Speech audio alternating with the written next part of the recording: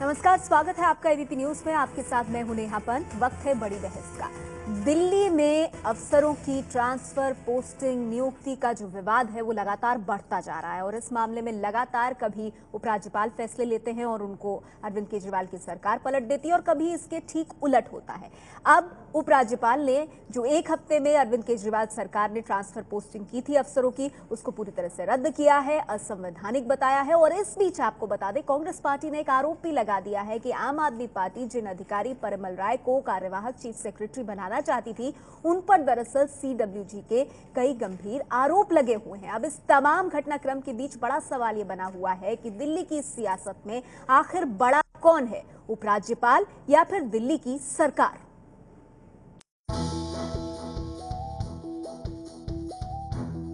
सवाल उठ रहा है कि क्या कॉमनवेल्थ घोटाले के आरोपी आईएएस को केजरीवाल मुख्य सचिव की कुर्सी सौंपना चाहते हैं। ये सवाल इसलिए उठ रहा है क्योंकि दिल्ली के मुख्यमंत्री केजरीवाल और लेफ्टिनेंट गवर्नर के बीच छिड़ी जंग का चेहरा बन गए हैं परिमल राय। देखिए मनीष सिसोदिया की वो चिट्ठी जो कांग्रेस नेता अजय माकन ने ट्विटर पर पोस्ट की है। इस पर साफ लिखा है कि मैं मिस्टर परिमल राय का नाम प्रस्तावित करता हूँ। अजय माकन ने अपने इस ट्वीट में परिमल राय पर लगे भ्रष्टाचार के आरोप का जिक्र भी किया है। राय पर कॉमनवेल्थ खेलों का दाग लगा है। अगर ये सच है तो आम आदमी पार्टी हंगामा क्यों कर रही है? 13 मई को जब मनीष सिसोदिया ने, डिप्टी चीफ मिनिस्टर ने जब फाइल साइन करके भेजा, तो उस फाइल के अंदर शकुंतला गैमलिन का नाम उसके अंदर डाला हुआ था और उसके अंदर उन्होंने शकुंतला गैमलिन के नाम पे आपत्ति नहीं करी। उसी के अंदर उन्होंने एक नए ऑफिसर अपना, उसका नाम उन्होंने उसमें डाला। आईआईटी दिल्ली से सिविल इंजीनियरिंग में बीटेक और फिर सिस्टम इंजीनियरिंग में एमटेक करने वाले परिमल राय ने 1985 में आईएएस की परीक्षा पास की। करियर की शुरुआत दिल्ली के एसडीएम के तौर पर हुई और 30 साल के करियर में परिमल राय लक्षद्वीप और गोवा जैसी जगहों पर भी काम कर चुके हैं। लेकिन अब जिस वजह से परिमल राय का जिक्र हो रहा है वो थे साल 2010 के कॉमनवेल्थ गेम्स। इस खेल की तैयारी के दौरान यानी साल 2007 से साल 2011 के बीच परिमल राय दिल्ली की म्युनिसिपल कॉर्पोरेशन के चेयरमैन थे। उन पर जिम्मेदारी थी दिल्ली का चेहरा चमकाने की। लेकिन खेलों के खत्म होने के बाद उन पर लग गया करियर का सबसे गंभीर आरोप। सीएजी और शुंगलू कमेटी की रिपोर्ट में कहा गया कि कन्वेंशन सेंटर को बनाने में सरकारी खजाने को 15 करोड़ का नुकसान हुआ है। सीबीआई ने परिमल राय के खिलाफ साल 2012 में मामला दर्ज कर लिया, लेकिन तब उनके बचाव में उस वक्त दिल्ली की मुख्यमंत्री शीला दीक्षित ने केंद्र सरकार को चिट्ठी लिखी कि जल्दबाजी की वजह से कुछ नियमों की अनदेखी हुई है। सीबीआई सरकार से बार बार मुकदमा चलाने की मंजूरी मांगती रही, लेकिन उसे दिल्ली सरकार ने मंजूरी नहीं दी। और अब उसी दिल्ली के नए मुख्यमंत्री अरविंद केजरीवाल परिमल राय को दिल्ली की कमान देना चाहते हैं, ये कहते हुए कि एलजी की पसंद और परिमल राय से सीनियर आईएएस शकुंतला गैमलिन के पावर कंपनियों यानी डिस्कॉम से रिश्ते हैं। वो सचिव पीछे पड़ी रही 15-20 दिन तक कि किसी तरह से इस पे साइन कर दो। ये बिजली कंपनियां, रिलायंस की कंपनियां, ये 11,000 करोड़ रुपए का लोन ले रही थी और वो बिजली कंपनी की सेक्रेटरी हमारे मंत्री से दिल्ली सरकार की तरफ से गारंटी के ऊपर साइन करवाने के लिए आई थी। दोस्तों नरेंद्र मोदी जी की भाजपा सरकार ने उसी सेक्रेटरी को दिल्ली का चीफ सेक्रेटरी बना दिया। दोस्तों शकुंतला गैमलिन 1984 बैच की आईएएस अफसर हैं। अरुणाचल प्रदेश, असम, अंडमान निकोबार के अलावा अपने 30 साल के करियर में से 20 साल उन्होंने दिल्ली सरकार के साथ ही काम किया है। उन्हें नजीब जंग ने दिल्ली के कार्यकारी मुख्य सचिव के पद के लिए चुना है, लेकिन अरविंद केजरीवाल सरकार इसका विरोध कर रही है। और आपको बता दें, परिमल राय जो अब इस घटनाक्रम में एक नए एंगल के रूप में सामने आ रहे हैं, उन्होंने विजिलेंस की उस चिट्ठी का वो हिस्सा पेश किया है जिसमें वो ये दावा कर रहे हैं कि उनको क्लीन चिट दी गई है। जो आरोप उनके ऊपर लगाए जा रहे हैं कॉमनवेल्थ घोटालों को लेकर, उससे लेकर जो उनको क्लीन चिट मिली है, तो सीवीसी की उस चिट्ठी का उन्होंने वो अंश पेश किया है। श्री परिमल राय के मामले में कमीशन के पास कोई ऐसा रिकॉर्ड नहीं है जो उनके खिलाफ हो। ये 25/11/2014 का सीवीसी की चिट्ठी का वो अंश जो खुद आईएएस अधिकारी परिमल राय ने अब सार्वजनिक किया है और कहा श्री परिमल राय के मामले में कमीशन के पास कोई ऐसा रिकॉर्ड नहीं है जो कि उनके खिलाफ हो।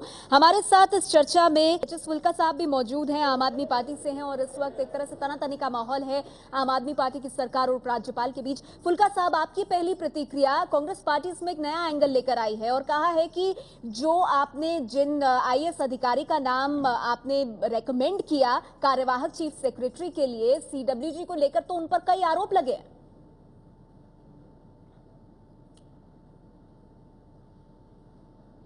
देखिए, ये जो नाम नीचे से रिकमेंड होके आते हैं, नोट बन के आते हैं मिनिस्टर के पास, वो सीनियोरिटी के हिसाब से होते हैं। सीनियोरिटी को देखते हुए जो सबसे सीनियर अफसर था उन्होंने मना कर दिया और उनके इनकार करने के बाद जो नेक्स्ट अफसर से उनको देखा गया और नेक्स्ट ऑफिसर जो दो थे, ये गैमलिन जी और ये परिमल रॉय, और हमारी जो जानकारी के मुताबिक परिमल रॉय के नाम उस टाइम के उनको क्लियर हो गया है सीबीआई से। और जो गैमलिन जी के खिलाफ जो जैसे पहले बताया, क्योंकि वो एलिगेशन थे, इसके लिए परिमल रॉय का नाम रिकमेंड किया गया, गैमलिन जी का नहीं रिकमेंड किया गया ये। और क्योंकि ये नाम पीछे से आए थे और सीनियोरिटी के हिसाब से गैमलिन जी के ऊपर ऑब्जेक्शन था तो परिमल रॉय का नाम आता था। और जब जानकारी ये मिली कि उनको क्लीन चिट मिल चुकी है तो आपने वो नाम आगे रेकमेंड किया। ठीक है सर, मेरे साथ अब हारून यूसुफ साहब कांग्रेस पार्टी से जुड़ गए हैं तो मैं इसका जवाब उनसे ले लेती हूँ। हारून यूसुफ साहब, ये गंभीर सवाल उठेगा कांग्रेस पार्टी के ऊपर कि क्या बिना जांच पड़ताल के अजय माकन साहब ने इतना बड़ा आरोप लगा दिया, क्योंकि परिमल राय साफ तौर पर सीवीसी की चिट्ठी का अंश निकाल कर कह रहे हैं कि मुझे क्लीन चिट मिल गई है विजिलेंस की तरफ से, मुझ पर कोई दाग नहीं है।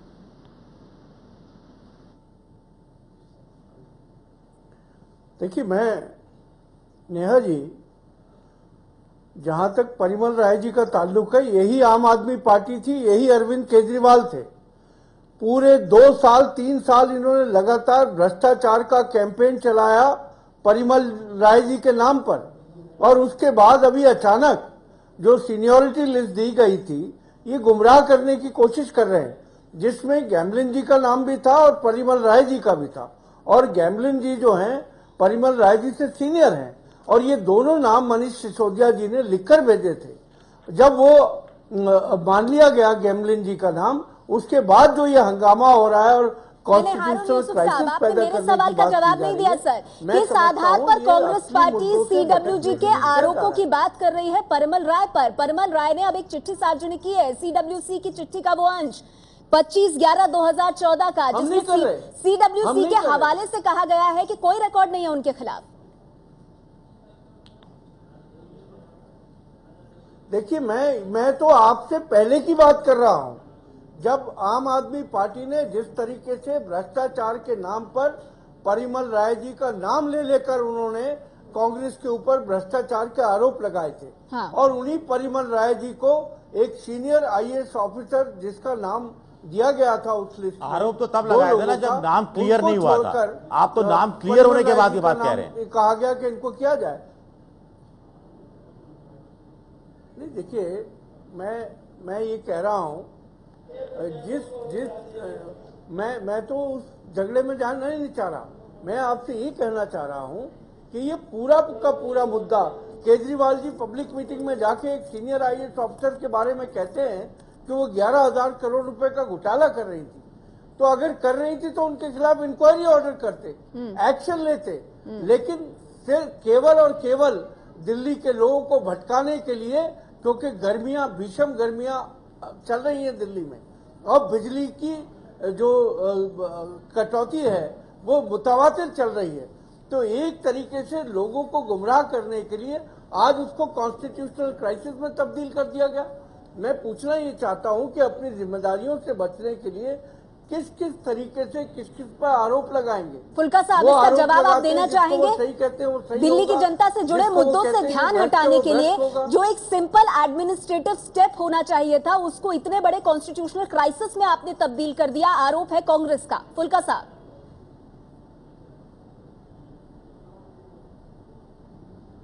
बिल्कुल गलत बात है।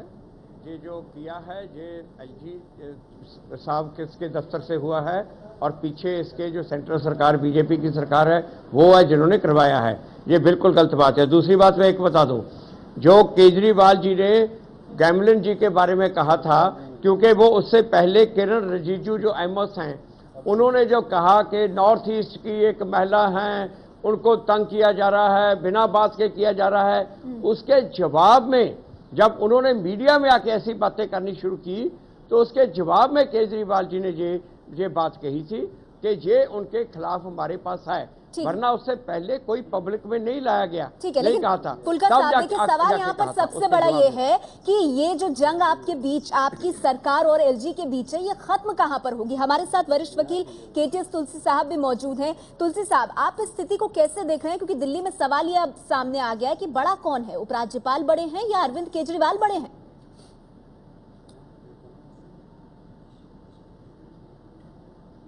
मैं तो संवैधानिक दृष्टि से ये समझता हूं कि इसमें सेक्शन 41 जो है government of national capital territory act, section 41 में ये साफ लिखा गया है कि लेफ्टिनेंट गवर्नर की डिस्क्रिशनरी पावर सिर्फ उन मामलों में है जिनके ऊपर विधानसभा का कोई अधिकार नहीं है। तो विधानसभा का अधिकार, कौन से ऐसे मुद्दे हैं जिनके ऊपर विधानसभा का अधिकार नहीं है? दो मुद्दे हैं, एक तो पुलिस और लैंड, और public order is included in the police.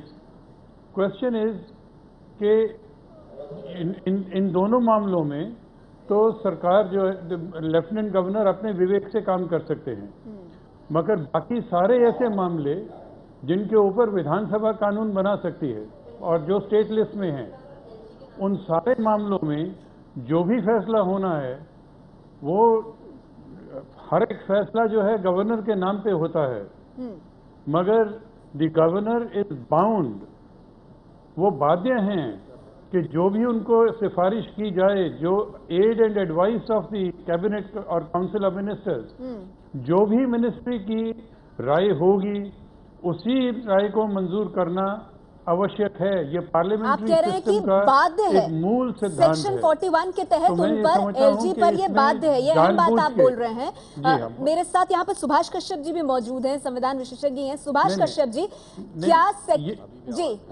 जी तुलसी साहब, आप मैं ये नहीं कह रहा हूँ कि सेक्शन, बोलिए सर।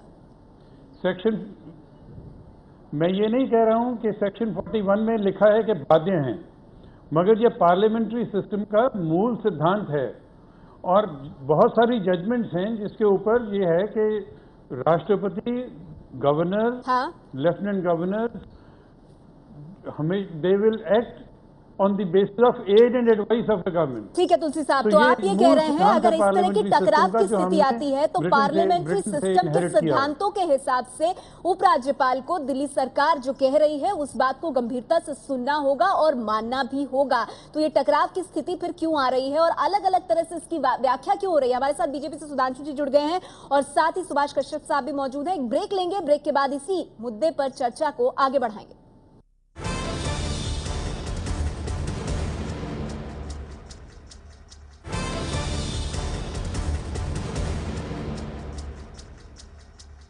तो हम चर्चा कर रहे हैं दिल्ली की वर्तमान स्थिति पर, जहां अफसरों की नियुक्ति, ट्रांसफर, पोस्टिंग को लेकर लगातार उपराज्यपाल और अरविंद केजरीवाल सरकार के बीच ठनी हुई है। तमाम खास मेहमान हमारे साथ मौजूद हैं।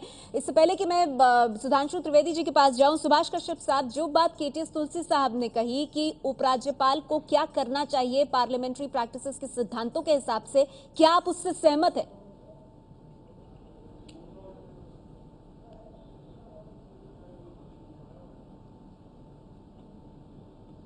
देखिए, मैं तुलसी जी का बहुत सम्मान करता हूं, बड़े वरिष्ठ और विद्वान अधिवक्ता हैं। लेकिन पहली बात तो मैं कहना चाहूंगा कि दिल्ली में जो हो रहा है वो बहुत ही दुर्भाग्यपूर्ण है, अशोभनीय है और लोकतंत्र और संविधान की मान्यताओं का सीधा हनन है। ऐसा नहीं होना चाहिए।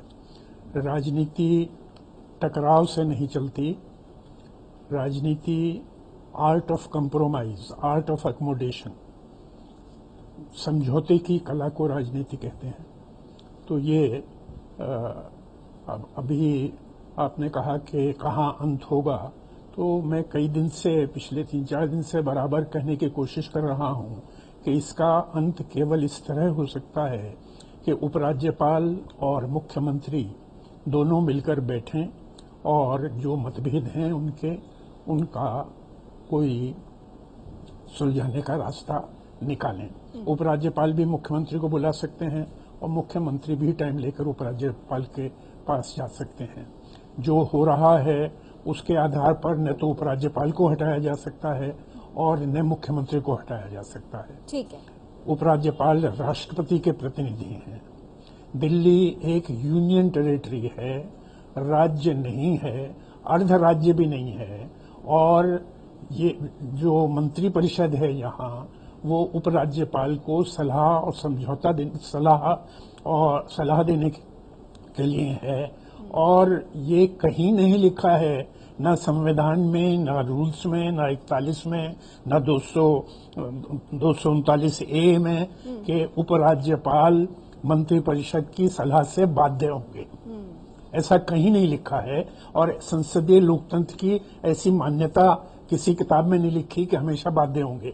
ऐसे भी इंस्टांसेस हुए हैं जब पार्लियामेंट के दोनों सदनों ने एक बिल को यूनानिमसली पास किया और राष्ट्रपति ने उस पर अपनी अनुमति नहीं दी।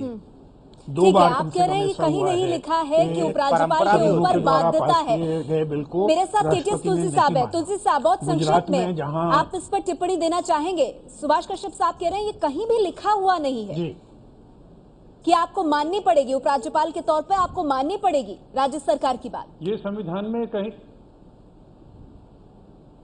नहीं, ये तो ये भी नहीं लिखा कि राष्ट्रपति को माननी पड़ेगी। ये सुप्रीम कोर्ट की जजमेंट्स हैं कि पहले तो ये समझा जाता था कि कम से कम मर्सी पिटीशन में राष्ट्रपति का अपना विवेक है। राष्ट्रपति के लिए लिखा है, राष्ट्रपति के लिए अमेंडमेंट्स है। के केस में भी सुप्रीम कोर्ट ने कह दिया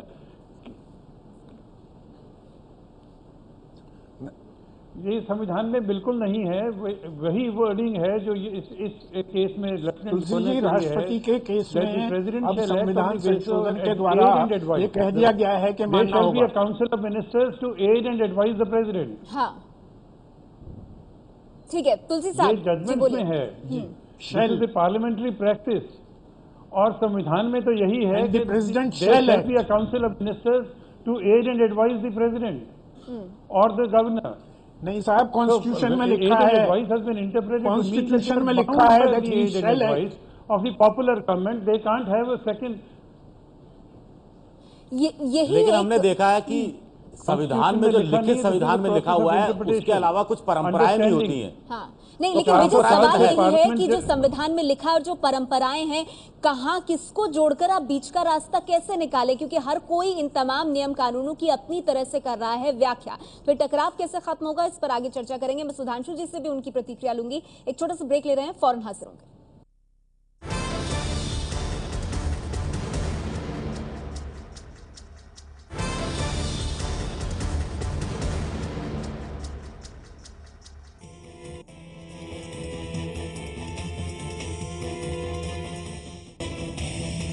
दिल्ली की इस जंग में सवाल ये कि बड़ा कौन, दिल्ली की सरकार या फिर उपराज्यपाल? सभी खास मेहमान हमारे साथ मौजूद है। सुधांशु त्रिवेदी जी, एक सवाल ये भी उठ रहा है कि इस विवाद को यहां तक ले जाने के लिए कौन जिम्मेदार है? उपराज्यपाल अगर थोड़ी मैच्योरिटी दिखाते और मुख्यमंत्री को कम से कम बातचीत करने के लिए बुलाते तो शायद ये मसला इतनी दूर तक नहीं जाता।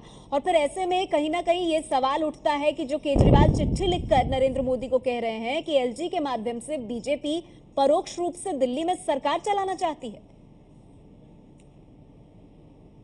देखिए, इस विषय का जो कॉन्स्टिट्यूशनल पहलू है उस संदर्भ में सुभाष कश्यप जी और केटीएस तुलसी जी विशेषज्ञ बैठे थे, उन्होंने अपना विचार दिया है। जहां तक मैं समझता हूं, मेरी जानकारी के अनुसार राष्ट्रपति तो केंद्रीय मंत्रिपरिषद की सलाह से बाध्य हैं, राज्यों में राज्यपाल मंत्रिपरिषद की सलाहों से बाध्य नहीं है। एक नहीं 50 उदाहरण ऐसे हैं जब राज्यपालों ने ओवर रूल किया है। यहां तक आप समझिए कि यदि राज्यपालों की सुप्रीमेसी नहीं हो, जो कहा जा रहा है, तो तमाम ऐसे सीमावर्ती राज्य हैं, वहां पर क्या स्थिति हो यह समझा जा सकता है। इसलिए तकनीकी आधार पर तो स्थिति स्पष्ट दिख रही है। अब मैं एक राजनीतिक स्थिति की बात करता हूं। विजय विद्रोही जी ने एक अच्छी बात कही थी कि कुछ चीजें परंपराओं से भी तो होती हैं, मगर इसमें एक बिंदु यह भी विचारणीय है कि परंपराएं तब होती जब परंपराओं का निर्वाह किया जाता है। परंपराओं की प्रतिमा को जिन लोगों ने योजनाबद्ध ढंग से ध्वस्त किया, वो आज उसी परंपरा की गरिमा, उसी प्रतिमा की श्रद्धा की दुहाई मांग रहे हैं। ये अपने आप में कितनी बड़ी विडंबना लगती है। हर परंपरा को ध्वस्त करने का एक नाम आम आदमी पार्टी, हर परंपरा को तोड़ना, नैतिकता का प्रतीक बनाना आम आदमी पार्टी। कल अरुण जेटली जी ने एक बहुत सही वक्तव्य दिया था कि they are doing everything except governance, जिसके लिए उनको जनादेश दिया गया था। आए थे नई राजनीति का एक प्रतीक लाने, और जिस प्रकार से लड़ाई भिड़ाई हर प्रकार की चीज में लगे हैं, इससे मुझे एक उक्ति याद आती है जो दोहे की एक पंक्ति थी कि आए थे हरि भजन को और ओटन लगे कपास। आप ये कह रहे हैं कि केजरीवाल के उस आरोप में कोई दम नहीं है, जहां वो कह रहे हैं कि बीजेपी एलजी के माध्यम से स्थिति को इतना जटिल बना रही है। देखिए, अगर हम मान ले चलिए केजरीवाल जी का आरोप, हम स्वतंत्रता देते हैं, पर यह बताइए केजरीवाल जी ने किस पे आरोप नहीं लगाया? आप लोग मीडिया वाले बैठे ही नहीं, कहा मीडिया से पैसे लेते हैं, बेईमान हैं, बताइए कहा कि नहीं? उन्होंने सारी संसद को चोर कहा कि नहीं? अपने साथियों को चोर कहा कि नहीं? अपने लोकपाल को कूड़े में फेंका कि नहीं? तो आरोप लगाना उनकी फितरत, प्रवृत्ति और चरित्र का फुल्का साहब, आपकी टिप्पणी इस पर चाहिए, आप स्वयं सोच सकते। जो बात सुधांशु जी कह रहे हैं, आते हो हारून जी आपके पास। फुल्का साहब, पहले आपकी प्रतिक्रिया।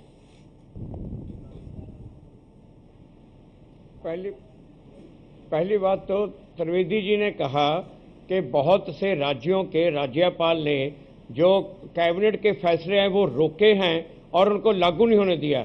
जरा त्रिवेदी जी ना 2-3 वो फैसले तो बता दें जिस राज्यपाल ने कोई कैबिनेट का फैसला रोका हो, लागू ना होने दिया हो। नहीं, मैं कैबिनेट की बात नहीं कर रहा हूं, तमाम ऐसे फैसले। क्यों, आप देखिए जो गुजकोका एक्ट था गुजरात का, क्या वहां के राज्यपाल ने पास होने दिया? लोकायुक्त अपने मन से नियुक्त किया था कि नहीं? गुजरात की राज्यपाल ने लोकायुक्त अपने मन से नियुक्त कर दिया था कि नहीं? अनेक राज्यों में विश्वविद्यालयों के कुलपतियों की सीधी राष्ट्रपति के पास भेजा था, राष्ट्रपति के यहाँ अटका। देखिए वो जो देखो वहां पे जो कैबिनेट, पूर्ण राज्यों की वो कैबिनेट का फैसला नहीं रोका था, वो कैबिनेट का फैसला बिल्कुल नहीं रोका था। कैबिनेट का फैसला राज्यपाल नहीं रोक सकता। सुप्रीम कोर्ट की जजमेंट्स हैं कितनी। और ये मैं एक बात और बता दूं त्रिवेदी जी को, और मेरी कैशिव साहब बहुत बड़े विद्वान हैं कानून के, मगर मेरी इनसे एक विनती है कि दिल्ली हाई कोर्ट की डिवीजन बेंच की जजमेंट ओम प्रकाश पावा के केस में जो उन्होंने इंटरप्रेट किया है कि दिल्ली के राज्यपाल और दूसरे जो राज्यों के राज्यपाल हैं, जो उनके अधिकार वही हैं, बस सिर्फ जो रिजर्व सब्जेक्ट जो तुलसी साहब ने बताया, सिर्फ रिजर्व सब्जेक्ट को छोड़ के, और बाकी सिर्फ एक पावर राज्यपाल उपराज्यपाल को दी हुई है दिल्ली के, कि अगर वो किसी भी मामले में कैबिनेट से सहमत नहीं है तो वो प्रेसिडेंट को भेज सकते हैं। हाँ। बस सिर्फ वो फर्क है। हाँ। वरना अपने आप वो नहीं रद्द कर सकते। ठीक है, फुल्का साहब देखिए, दिल्ली हाई कोर्ट ने इंटरप्रेट संविधान को करके सब लोग अपनी अपनी तरह से संविधान की टीबीआर रूल्स की व्याख्या कर रहे हैं। मेरा आपसे सीधा सवाल यह है फुल्का साहब, अब जब स्थिति इतनी तनावपूर्ण हो गई है, दिल्ली सरकार के नाते आप लोग इस मुद्दे को सीधे सीधे सुप्रीम कोर्ट में क्यों नहीं ले जाते? ऐसे कब तक चलेगा कि आप अफसरों को नियुक्त करेंगे, एलजी उनकी नियुक्ति रद्द करेंगे, आप लोग कहेंगे हमें रिपोर्ट करो, एलजी कहेंगे नहीं मुझे रिपोर्ट करो, दिल्ली का नुकसान होगा इससे।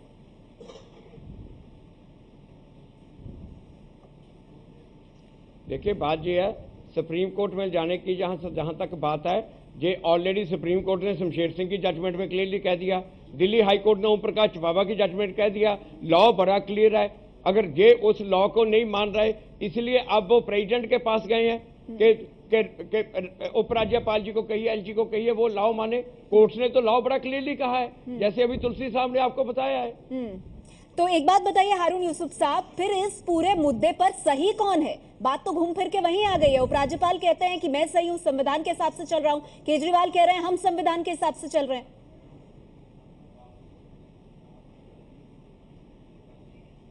नेहा जी, संविधान और ईमानदारी और भ्रष्टाचार से लड़ने वाले लोग जब 49 दिन की सरकार थी, जब लोकपाल बिल आया, हमने पूरी कांग्रेस लेजिस्लेटिव पार्टी ने ये कहा कि हम इसका पूरे तरीके से समर्थन करेंगे, लेकिन कॉन्स्टिट्यूशन की जो रिक्वायरमेंट है कि इसको आप बाकायदा उससे वेट करा के ले आए, हम पास करेंगे। बगैर कुछ कहे ये इस चीज पर इस्तीफा देके चले गए कि जन लोकपाल नहीं पास होने दिया, और पिछले 100 दिन होने वाले हैं, लोक आयुक्त गायब है दिल्ली से।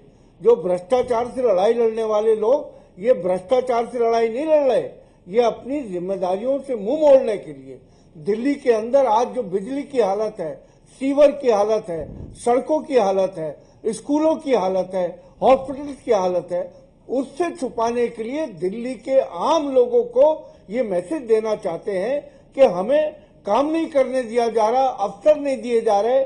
और जिस तरीके से सारी चीजें अभी आपके इसी कार्यक्रम में आपने खुलकर उनकी सबने अपने विचार रखे, उससे जो आपके व्यूअर्स हैं जरूर उनको ये सही जानकारी मिलेगी कि किस तरीके से कानून की धज्जियां उड़ाकर, नहीं, लेकिन सवाल ये है यूसुफ साहब कि दिल्ली का प्रशासन आगे कैसे चलेगा अगर अफसरों की कहां बहाली हो रही है और कहां से उन्हें हटाया जा रहा है, इसके बारे में साफ तस्वीर ही नहीं आएगी तो ये अधिकारी, ये अफसर काम कैसे करेंगे? इस पर आगे चर्चा करेंगे। इस टकराव का समाधान क्या हो, बात करेंगे। एक छोटा सा ब्रेक, फौरन हाजिर होंगे।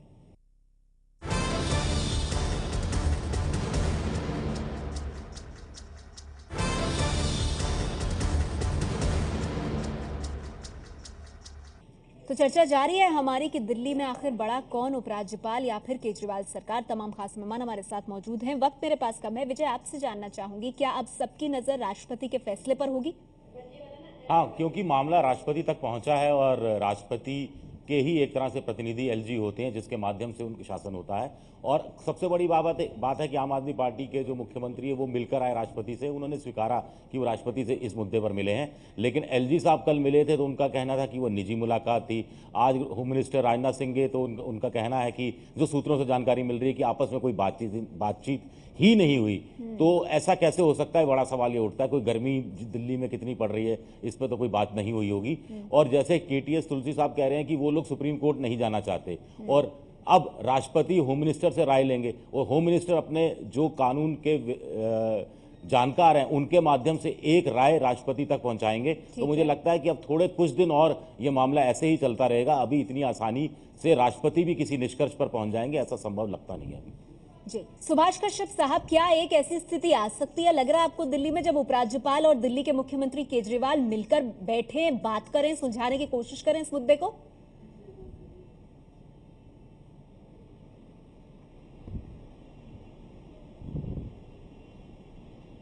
देखिए, राष्ट्रपति से मिलकर आने के बाद हालांकि होम मिनिस्टर ने ये कहा कि दिल्ली के बारे में बात नहीं हुई, लेकिन उन्होंने ये भी कहा कि एक रास्ता यही है कि मुख्यमंत्री और उपराज्यपाल मिलकर बात करें, ठीक है, और कोई रास्ता निकालें। और उन्होंने ये विश्वास व्यक्त किया कि कोई रास्ता जरूर निकल आएगा।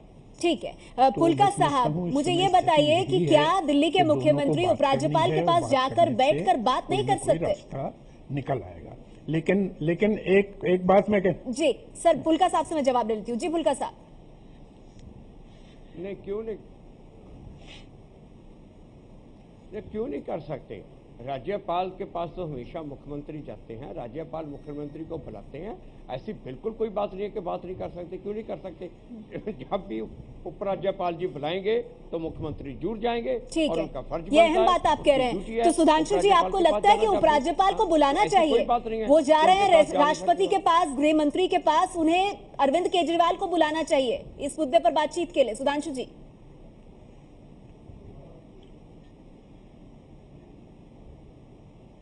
यदि अरविंद केजरीवाल जी केवल दो चीजों को समझ लें तो सारा समाधान निकल सकता है। एक, पद की मर्यादा, और दूसरी, संविधान की गरिमा। इन दोनों को समझ लें तो बहुत सहजता से समाधान निकल सकता है। परंतु यदि वो यही देखना चाहते हैं कि हर व्यक्ति को बुरा देखना चाहते हैं, हर चीज में बुराई देखना चाहते हैं, तो फिर वही पंक्ति चरितार्थ होती है कि बुरा जो देखन मैं चला, बुरा न मिलिया कोय, जो दिल खोजा आप ना, मुझसा बुरा न कोय। चलिए सुधांशु जी, लेकिन इस सवाल का आपने जवाब नहीं दिया कि इतने मुश्किल हालात में क्या एक बैठक नहीं होनी चाहिए उपराज्यपाल और मुख्यमंत्री के बीच? नहीं तो ये सवाल बना रहेगा कि दिल्ली में आखिर किसकी ताकत बड़ी है। बहुत बहुत शुक्रिया आप सभी मेहमानों का हमारे साथ आज की इस चर्चा में जुड़ने के लिए।